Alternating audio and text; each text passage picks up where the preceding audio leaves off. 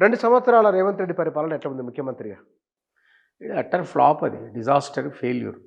Unfortunately మనందరం, మేమందరం కూడా ఈ కేసీఆర్ అనేవాడు ధృతరాష్ట్ర పరిపాలన, ఆశ్రిత పక్షపాతం, కుటుంబం మాత్రమే కంప్లీట్ చేస్తుంది అనే ఉద్దేశంతో చూసినాం 10 ఏళ్ళు.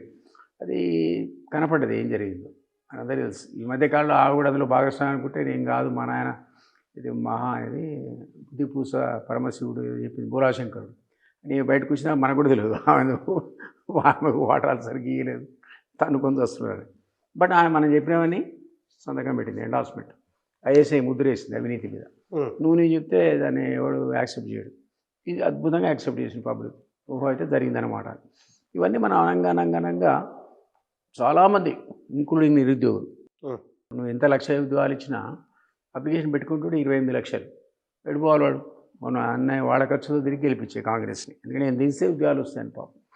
వాళ్ళు కూడా అట్లా నిలబడి తిరుగుతున్నారు. నువ్వు నిరుద్యోగ భృతి చేయకపోతే, మహిళా కార్డు 25 ఇది చేయకపోతే, పెన్షన్ డబుల్ చేయకపోతే, చేసి ఉండొచ్చు 2, 3 కానీ నువ్వు 400 ప్రామిసులు ఇచ్చి 4 చేసినా ఇట్లా అయింది అట్లా అయింది ఎట్లయితుంది? సో ఇదంతా ఒక అంచనా ఉండాల్సి ఉంటుంది, అంచనా లేదు. నిజం కూడా జనాన్ని నమ్మాను. ఆ మాట కేసీఆర్ కూడా అన్నాడు, మనకంటే ఎక్కువ ఇస్తారని ఆశించి కొని అవకాశం ఇద్దాం అనుకొని ఇచ్చారు, మోసపోయినా అన్నాడు. నిజమే. సో అందువల్ల అటువంటి కేసీఆర్ గారు ఒక టైప్ ఆఫ్ డిజాస్టర్. ఎందుకంటే అద్భుతమైనటువంటి తెలంగాణ, అమరుల ఆత్మ బలిదానాల మీద ఏర్పడే తెలంగాణ, ఆ తెలంగాణ గురించి 100% సోయినటువంటి వ్యక్తి ఆయన కేసీఆర్. అతను ఆ పరిపాలన ఇస్తున్నట్టు నువ్వు అనుకోలే, నేను అనుకోలే. ఆయన అవకాశాన్ని, ఒక బంగారు అవకాశం తీసుకొని ఏ పద్ధతిలో మేము ఉద్యమకారులు ఆలోచించడం, ఆ పద్ధతిలో కనుక డెలివరీ చేసి ఉంటే అవి ఏ విషయాలన్నా కానీ మీకు అసలు కేసీఆర్ ఉంటాడు పర్మనెంట్గా. అసలు రాదు, కాంగ్రెస్ రాడు, ఇవ్వడాడు. ఆయన జాతి మీద నిజంగానే అయిపోవు. అది వదిలిపెట్టి ఆయన మర్చిపోయాడు పాపం, ఫామ్ హౌస్లో పండుకున్నాడు, వస్తే వచ్చిండు లేదా లేదు, తోచింది చేసిండు పోయి. దానికి అవకాశం అయితే కొన్ని ఆలోచనలకు అప్పు అయితే ఇష్టం చేసిండు, లక్షల కొద్ది కార్పొరేషన్లు పెట్టిండు. ఆ తర్వాత ఆర్బీఐ ముట్టికాయ వేస్తే అది లెక్కలు తీసుకున్నారు. అదర్వైజ్ దానికి సంబంధం లేకుండా డబ్బులు తెచ్చిండు. అందువల్ల ఏమైందంటే ఎఫ్ఆర్బిఎం పరిమితులకు దాటి ఒక్కసారి అప్పుల ఊపిలో జీతాలు కూడా కట్టలేని పరిస్థితికి రాష్ట్ర ప్రభుత్వం. అప్పుడు ఈ చిన్న దొరక అందింది. అది ఈ పద్ధతి ఏంటంటే తెలంగాణ ఈయనకి ఊపిరి మీద సుత్తలేదు. ఈయన అంటాడు 2 years అయింది, అన్నికి స్టాటిస్టిక్సే కదా. ఏం చెప్పిండు? కేంద్ర ప్రభుత్వ నిధులు రావట్లేదు అని చెప్పు, మనం కాదు. 1,32,000 కోట్ల ప్రతిపాదనలు కేంద్రానికి ఇచ్చిన అన్నాడు. ఈ 2 ఏళ్లలో 62 సార్లు పోయినా అన్నాడు. ₹1 రాలేదు. 2 ఏళ్ళు అయిపోయాక 1,32,000 కోట్లు ₹1 రాకపోతే ఏం చేస్తావు? నీ ప్రతిపాదనని పేరుకే కదా, గాలికే కదా, ఊరికే పేపర్ల మీద. కాబట్టి రేవంత్ రెడ్డి కూడా ఒక డిజాస్టర్ని ఈరోజు కంటిన్యూ చేస్తున్నాడు తప్ప తను అంటూ ఒక ఇనిషియేటివ్ తీసుకుని చేయడానికి వీలేదు. ఈ పక్క కూడా సరే నీకు నాకు కోపం అని మాట్లాడుతున్నాం. ఆయన చెప్తున్నాడు కదా, మొత్తం లెక్కలేసి పెన్షన్లు, కమిటెడ్ ఎక్స్పెండిచరు ఇవన్నీ తీసేస్తే నాకు నెలకు మిగిలేది 8,600 కోట్లు మాత్రమే. ఇందులో నేను స్కాలర్షిప్స్ ఇవ్వాలి, షాదీ ముబారక్ ఇవ్వాలి, చెప్పండి ఏమి ఇవ్వాలో. నన్ను పోయినా పైసలు రాడు, అదొక డైలాగు. నన్ను పోయి ₹1,000 నేను ఏం చేసి కాడ కోసుకొని తినండి అన్నాడు. సరే సీఎం మన కూర్చున్నాం, ఇది అమీ లెక్క మనం రమాంస పక్షులం కాదు కదా. అయితే సరే ఆయన చెప్పిన లెక్క అంటే ఏమంటాడు, ఇంకా నా దగ్గర 8,600 ఒకవేళ నేను ప్రాపర్గా పెట్టట్లేదని మీరు అనుకుంటే రా మందకృష్ణ గారు, రా ఆర్ కృష్ణ గారు, మీకే ఇస్తా, మీ ఇష్టం వచ్చి ఖర్చు పెట్టుకుని అంటాడు. మందకృష్ణని ఎన్నుకున్నావా నువ్వు, ఆర్ కృష్ణ ఎన్నుకున్నావా మనం పరిపాలించమని? ఇట్లా మాడచ్చు అసలు. ఆయన మాటలకు కూడా పద్ధతి లేదు, పోవట్లేదు. నిన్ను కదరా బాబు ఎన్నుకుంది, నువ్వు చెప్పాలి మాకు ఏం చేస్తున్నావు, ఎక్కడ అప్పు తెస్తున్నావు. ఒక కుటుంబ పెద్దలాగా ఇట్లా గుప్పిడి మూసి పరిపాలించాను. నువ్వు గుప్పిడి తెచ్చినారేం లేదు అని నేను పోతే చెప్పులు దొంగలకే చూస్తున్నారు, నాకు అప్పు పుడితలేదు. ఇది ఎప్పుడు లేదు ఒక సీఎం మాట్లాడడం, నన్ను చెప్పులు దొంగలకే చూస్తున్నారు. మరి ఎప్పుడు చెప్పులు దొంగతనం చేసిండో కానీ నన్ను చెప్పుకుంటాడు చెప్పులు. సో ఈ పద్ధతి మనం ఎక్స్పెక్ట్ చేసింది కాదు. Somewhere something is wrong. ఆయనకు ఇచ్చేటువంటి అడ్వైజర్స్ తప్పు, మరొకరు తప్పు. అడ్మినిస్ట్రేషన్కి ఆల్వేస్ కూడా ఒక సొల్యూషన్ ఉంటుంది, ఒక ఆల్టర్నేటివ్ ఉంటుంది. ఒకటి కాకపోతే ఒకటి ఉంటుంది. కొన్ని ఆస్తులు కూడా అమ్ముకోవచ్చు, అది వాళ్ళ తప్పు పడినా అసెట్స్ క్రియేట్ అయి ఉంటాయి. ప్రతి దగ్గర ప్రభుత్వ భూములు ఉంటాయి, దాన్ని నువ్వు తనఖా పెట్టచ్చు, అమ్మాల్సిన అవసరం కూడా లేదు. ఆ మధ్యలో మనం ఇక్కడ చదివినాం, industrial corporation Jagga Reddy wife lead చేస్తుంది చూడు, వాళ్ళు ఇక్కడ పోయి 10,000 ఎకరాలు, 10,000 ఎన్ని ఎకరాలు అది కుదవపెట్టి 10,000 కోట్లు తెచ్చినట. ఇంకా 30,000 crores రోడ్లు వేసి అవేసి డెవలప్ చేస్తే అని ఒక ప్లాన్స్ ఇస్తే గొడవ అయింది. ఏంది ప్రభుత్వం ఇట్లా అమ్ముతున్నారని. అవన్నీ అవకాశాలు నీకు ఉన్నాయి. ఇవి మనకు తెలియకూడదు. తెలిసినా కూడా దీనికోసం చేస్తున్నా అని చెప్పాలి. ఆ విధమైన అడ్మినిస్ట్రేటివ్ క్లారిటీ అతనికి లేదు. ఆయనకు అవెన్యూస్ లేవు, అంటే సోర్సెస్ లేవు, అండ్ బడ్జెట్ లేదు.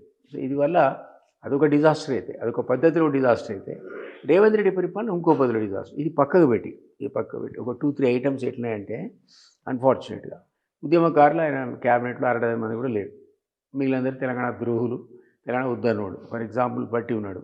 ఢిల్లీలో పక్క నువ్వు నేను కలిసి తెలంగాణ ఎందుకు ఇవ్వాలని నువ్వు ఉన్నట్టు నువ్వు ఢిల్లీ అప్పుడు స్టిల్ సీకింగ్ చేసావు కదా. స్టిల్ సీకింగ్ జస్టిస్ అని జ్ఞాపకం ఉంటే జయశంకర్ రాసిన పుస్తకాలు మనన్నీ మీ ప్రెస్ క్లబ్లో రిలీజ్ చేసినాం 100 కాపీలు. అవి పట్టుకొని పోయి మేము అందరి ఇళ్ళలో పోయి అయ్యా ఎందుకు మాకు తెలంగాణ మనం చెప్తే ఈయన మనెనక తిరుగుకుంటా ఎందుకు ఇప్పుడు కరపత్రాలు పంచాడు తెలంగాణ ఇవ్వద్దని. ఇస్తే ఎన్ని నష్టాలు. ఎందుకంటే ఆయనకు ఆ ఎమ్మెల్సీ అట రాజశేఖర్ ఇచ్చిండట. ఆంధ్రుడు తిరిగితే తంతరు కదా. కాబట్టి తెలంగాణలో పెట్టిండు ఆయన తిరగడానికి. ఓ పక్క యాదవ్ రెడ్డి, ఓ పక్క ఈయన, ఇంకొక చనిపోయిన అమోస్. ఎమ్మెల్సీ వాళ్ళు యాదవ్ రెడ్డి అమోస్ ప్రో తెలంగాణ. తప్పు. ఫస్ట్ బిగినింగ్లో వాళ్ళకి ఇచ్చింది రాజశేఖర్ రెడ్డి. వాళ్ళు ఆయన మాట కాదనుకుంటే ఈయన పడిపోయారు 2004 తర్వాత. ముందది తర్వాత మారిపోయారు. అప్పుడు అసలు తెలంగాణ అయిపోతే పట్టుకొని తంతుడు కదా. అవును అవును. చెప్పులేసుడు కేకే లాంటి వాడు పోయి చెప్పులు వేసాడు. అవును వేసేదే కదా. ఈయన మీద వేసారు. ఫస్ట్ నేను ర్యాలీకి రాను, నేను పార్టిసిపేట్ కానని సకల జిల్లా పోరాటం మిలియన్ మార్చ్లో కేసీఆర్ బిగినింగ్లో నేను జ్ఞాపకుంటే విమలాకమే అంతా పాటలు పాడుకుంటే డబ్బులు కొట్టి వేస్తారు. ఆయన కారు రాగానే కేసీఆర్ చెప్పలేదున్నాడు. ఆయన నేను వచ్చిన రాజీనామా చేసిన వారు కారు కేకేను మన మధు వస్తే సాయంత్రం పూట కారు మీద నిలబడేవారు కానీ దన్నదనే చెప్పులేసారు. ఆ పరిస్థితి ఉండే. కాబట్టి మన యాదవ్ రెడ్డి కానీ అమోస్ కానీ ఆ తర్వాత కంపల్సరీగా నువ్వు తెలంగాణ ఆల్సిన పరిస్థితి. బట్ ఒరిజినల్లీ ఆ థ్యాంక్స్ గివింగ్ కార్యక్రమంలో భాగంగా వీళ్ళే మంచిది తెలంగాణలో కూడా దిగొద్దని. నేను ఇది ఇక్కడ వచ్చారా బాబు నువ్వు తెలంగాణలో ఏంటి నాన్న ఏం చేస్తావే మాకు ఎమ్మెల్సీ ఇచ్చినట్టాడు. అట్లా పాలిటిక్స్లో ఆబ్లిగేషన్స్ ఉంటూ ఉండొచ్చు కానీ సమైక్య అవదులే కదా. తర్వాత నువ్వు ప్రతి ఒక్కడు మారాడు. వెళ్ళేది ప్రతి ఒక్కడు మారకపోతే భజంత్రిల్లాడే పరిస్థితి ఉండవు. ఏమైనా ఇప్పుడున్న దాంట్లో నువ్వు తెలంగాణ వాడి ఉద్యమంలో లేకపోయినా తెలంగాణ సోయి నుండి పెట్టుకోవాలి. అక్కడ పెట్టుకోకపోతే నేను చెప్పిన 2 ఎగ్జాంపుల్స్. కొండ సురేఖైతే నువ్వు తెలుసు కానీ 9 మంది తుపాకులు పెట్టి కలిస్తే తొర్రూరు అరెస్ట్ చేసి రాత్రి వదిలిపెట్టాను మిమ్మల్ని. ఎందుకంటే జగన్ అడ్డుకోవడానికి పోయినాం మేము. అదే లొల్లాడ ఆ ట్రైన్ చుట్టూ విపరీతమైన రాళ్ల వర్షం కథ ఇక సీన్ అంతా భయంకరంగా ఉండే మానుకోట. అదొక హిస్టారిక్ సన్నివేశం. అందులో నన్ను తొర్రూరులో పోలీసులు అరెస్ట్ చేసి పోనీయలే. రాత్రి ఇది లొల్లెంతనంగా జగన్ పోయినాక వదిలిపెట్టాను 9కి. అప్పుడు మేము అందరం తుపాకులు పెట్టి కాల్చిన కదా స్ట్రేట్ పోయినాం. ఎక్కడికి ఎంజిఎం అంత హిస్టరీ పిల్లలు ఇందులోకి వెళ్ళి దూరింది, కంటి పక్క నుంచి పోయింది. ఏం చెప్పుకోవాలి. ఆమె ఎవరంటే మనకు మంత్రి. నేను ఇట్లా తెలంగాణ వ్యతిరేకులు, ఉద్యమ ద్రోహులు, తెలంగాణ సోయి లేనటువంటి వాళ్ళు ఈ క్యాబినెట్లు ఉంటే సహజంగా కూడా కరప్షన్ అవుతుంది. ఇప్పుడు ఆమె చెప్తుండే పర్సంటేజ్ లేని మా వాళ్ళు బిల్లు ఇస్తలేరని. ఉండదు సార్ తెలంగాణలో ఆ మాట రావచ్చా? సెక్రటరియట్ పోయే బిల్లు పట్టుకొని నేను పోతుంటే బట్టి ఆఫీసులో అడిగినారే ఏదైనా మార్గం చెప్పరా సార్ అపాయింట్మెంట్ అంటే 12% సార్ అంటున్నాడు. ఈటో అన్నాడా? నాకు అక్కడ ఆఫీస్ స్టాఫ్ 12% అంటే నాకు చెప్తున్నాడు ఉద్యమకారుడికి. నేను ఆశ్చర్యపోయాను. బట్టికి ఆ కాగితం ఇచ్చిన అది ఎడిపోయిందో తెలియదు. చేయలే బట్టి ఆ పని బట్టి చేయలే. ఏ కాగితం? ఎప్పటికో బిల్లు రావాలి పాపం వర్క్ చేసిండట. వానికి 1.2 crores డ్యూస్ ఉన్నాయట. అప్పుడు 5-6 ఏళ్ళ కింద టీఆర్ఎస్ అట చేసినట. తెలిసినోడు ఇడిపక్కడు పట్టుకొస్తే ఇచ్చి బిల్లు ఇవ్వాలి పేమెంట్ డ్యూ. అది వాడు నాకు ఆఫీస్ వాడు చెప్తున్నాడు సార్ 12% సార్ అని. తర్వాత డిస్కౌంట్ ఇచ్చినట్టు మీరందరూ మీడియాలో చూపించగా 12 కాస్త 8కి పడిపోయిందట. నాకు ఎన్ని అన్నారే ఇది నాతో కాదు, నేనేదో మంత్రికి ఇచ్చిన నువ్వు తిరిగి చేయించుకో అంటే వశం కాలేవాడి దొరకలేవాడి కనెక్షన్ దొరకలేదు. నేను ఇది అన్ఫార్చునేట్ అంటున్నాను. నేను కూడా ఆఫీసర్గా పనిచేసిన కరప్షన్ ఉందని నాకు తెలుసు. సిస్టంలో కరప్షన్ తీసేయలేవు కానీ ఒక లిమిట్ ఉండాలి, భయం ఉండాలి. ఓపెన్గా కరప్షన్ చేస్తారు. అట్లా అసలు ప్రధానమంత్రి మోడీ ఇప్పుడు ఎట్లుంటాడు? టెర్రర్ ఉంటాడు. మనోళ్ళు పర్మిషన్ తీసుకోవాలి. ఆ విషయంలో ఎక్కడ ఏమీ లేదు. చెప్పు. ఈ 10 ఏళ్లలో నరేంద్ర మోదీ విషయంలో అవినీతి ఒక్క మరక. కాంగ్రెస్ హయాంలో UPA 1 UPA 2 విచ్చలవిడి అవినీతి. ఇప్పుడు పోయి నువ్వు నాకు చెప్పు ఢిల్లీలో మీడియాలో ఎవడన్నా అసలు నాకు ఇంత ఇయ్యనటువంటి ఎవడని కూడా నిజంగా ఈ 10 ఏళ్లలో ఒకటి కూడా రాలేదు. అంటే నిజంగానే మీడియాలో రాలేదా? నిజంగానే లేదా? మోడీకి భయపడి చేయట్లేదు. నాకు తెలియదు, అదైతే బయటికి రాలే అంటే నాకు గుప్పిడి మూసి పరిపాలన అన్నా కదా, ఎప్పుడేం చేస్తాడు మరి, ఇది మాత్రం ఓపెన్గా జరగట్లే. అది చాలు కదా, నీకు అది చాలు కదా. సో ఈ పద్ధతిలో తెలంగాణ లేకపోవడం అనేది ఒక బాధాకరమైన అంశం అంటున్నా. కానీ మీరు కాంగ్రెస్ ప్రభుత్వం వచ్చిన వెంటనే ఇది ఇక్కడనే మనం ఇంటర్వ్యూ చేసినాం మనం 1 ఇయర్ బ్యాక్. నా జ్ఞాపకం. అప్పుడు ఏమన్నారు మీరు? ఇతను చొరవ ఉంది, యువకుడు, డ్రైవ్ ఉంది, స్పీకర్ కాదా, ఆయన ఎట్లా తిట్టిండో ఈయన అంతకంటే ఎక్కువ తిట్టిండు. ప్రజలు యాక్సెప్ట్ చేయడానికి కూడా అది కారణం, మేము కూడా దూరడానికి అదే కారణం. కేసీఆర్ కొడతాడు వీనికి శక్తి ఉందని అనుకున్నాం కదా, అది ప్రూవ్ అయింది. నువ్వు తిరిగి నేను తిరిగి ప్రతి ఒక్కరు దించాలి కేసీఆర్ అనడం. కానీ ఈయన క్యారెక్టర్ మనకేం తెలుసు, నువ్వు అధికారంలోకి వస్తే తప్ప. ఈ దూరం రాగానే నేను వచ్చింది రియల్ ఎస్టేట్, నాకెరికే నీ 100 రూపాయలు ఖర్చు పెట్టాలంటే 4 రూపాయలు ఇస్తాను, నీ జైలుకి వెళ్ళి పెట్టిస్తా అని ఈయన డైలాగులన్నీ పేపర్లు వేస్తూ ఉన్నారు. ఇక్కడ అమెరికాలో మాట్లాడాడ, నేను తెలియదు కూడా నీ జేబులోకి వెళ్ళి 100 తీసి నీకే ఖర్చు పెడతా కానీ నేను నా డబ్బులు పెడతా అంటున్నాడు. సరే ఏ కాంటెస్ట్లో అన్నాడు, ఏం పాడు, ఎప్పుడో ఆయన ముఖ్యమంత్రి కాకముందు నా అవన్నీ ఊకుంటారు వీళ్ళు తీసి మరీ వేస్తూ ఉన్నారు వాడిని. ఏమంటాయి కానీ మనకు తెలియదు, ఈయన ఇట్లా అన్నట్టు కూడా తెలియదు నాకు. ఉండొచ్చు కానీ ఒకసారి సీఎం బాధ నీకు అయిపోయాక మా ఎక్స్పెక్టేషన్స్ కంటే 60% అయిపోయి గద్దరన్నాడు ఒకసారి. మనం ఆశించిన దాంట్లో 40% కూడా చేసిన ప్రభుత్వాలు అది అచీవ్మెంటే అన్నాడు. ఏదో కాంటెస్ట్లో ఆయన దానికి కూడా మేము హ్యాపీ అవుతాం కానీ జరగట్లే అన్నాడు. ఒకప్పుడు రాజీవ్ గాంధీ అన్నాడు 100 రూపాయలు ఏమో అమ్మితే 15 పైసలు పోతుంది కిందికి, మధ్యలో 85 తినేస్తున్నాడు. అప్పు 80s ఉన్నాడు రాజీవ్ గాంధీ. అంటే డౌన్ ద లైన్ సీపేజ్ అయిపోతుంది, కరప్షన్ అయిపోతున్నాడు. అందుకే ప్రధానమంత్రికి సంబంధించిన పథకాలు ఈరోజు గ్రామ స్థాయికి కూడా డైరెక్ట్ పోతున్నాయి నిధులు. నువ్వు పర్సంటేజ్కి ఛాన్స్ లేదు. పోనీ ఎట్లా అనేది నీ దగ్గర కూడా ఆ ఇంటర్ఫేస్ లేకుండా చూడు. అంటే పబ్లిక్ అనేవాడు నీకు కలిస్తే వీడు అడుగుతాడు, వాడిస్తాడు. అది లేకుండా ఏవి ఆన్లైన్ కనుక ఛానల్ కడతాడు. ఇప్పుడు మనం పోతుంటే నీకు బెల్ట్ ఉంటుంది కదా, ఆపితే నువ్వు అంటూ అన్న ఏమన్నా తీసుకొని నన్ను వెళ్ళిపోయాడు అంటావు. వాడికి బెల్ట్ 100 రూపాయలు ఇచ్చేది లేదు, సచ్చేది లేదు, ఇంటికి చాలా వస్తుంది. ఏంటంటే అంటే నీకు బెల్ట్ పెట్టుకోలేదు కదా, కట్టు 120. అది కూడా సిస్టమే కదా, కరప్షన్ ఎలిమినేషన్ మార్గమే కదా. వాళ్ళ ఆదాయం పెరిగింది, కరప్షన్ తగ్గిపోయింది, మనకు భయం పెరిగింది. మనం ఆ ట్రాఫిక్ లైట్ చూసుకొని ఆగుతాం, ఇది పెట్టుకొని నడుస్తాం ఉన్న కాడికి. సో ఇది నేనేంటంటే ఇంటర్ఫేస్ కనుక తీసేస్తే డైరెక్ట్ ఇంటరాక్షన్ పబ్లిక్ ఫైల్ కోసం కానీ దానికోసం పోయే పని లేకుండా ఆన్లైన్ అప్లికేషన్ పెట్టుకుంటే ఆన్లైన్ నీకు శాంక్షన్ వచ్చే పరిస్థితి ఉండాలి. ఉంటే కరప్షన్ తగ్గుతుంది అంటాను. ఇంత చేసినా కదా కరప్షన్ తగ్గే వదిలి పెరిగిపోయింది.